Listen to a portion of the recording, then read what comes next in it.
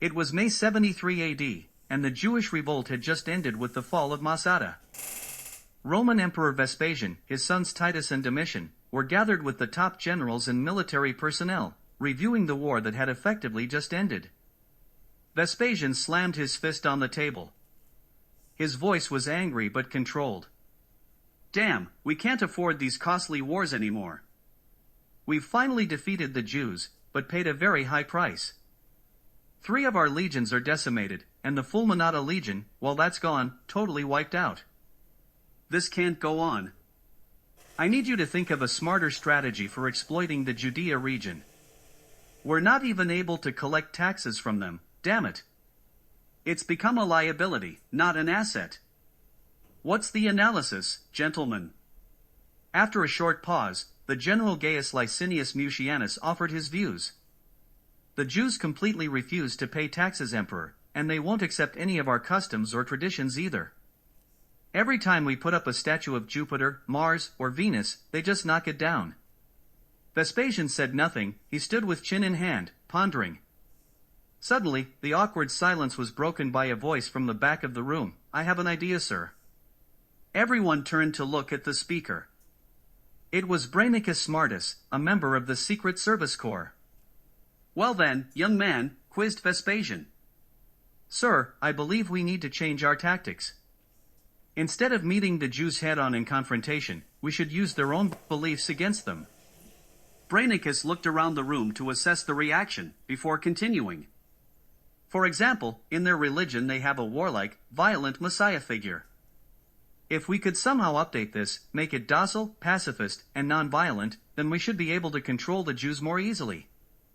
"How on earth do you propose to do that?" Vespasian retorted.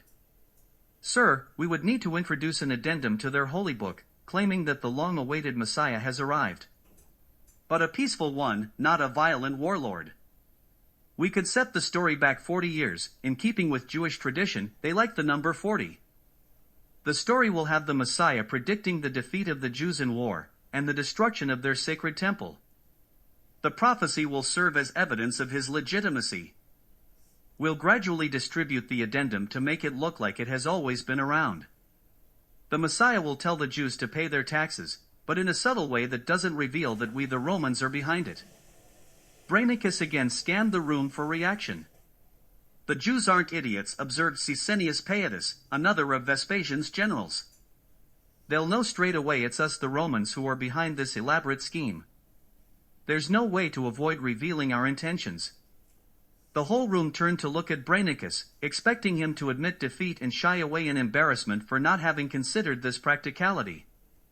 Instead, Brainicus stepped forward, approaching Vespasian.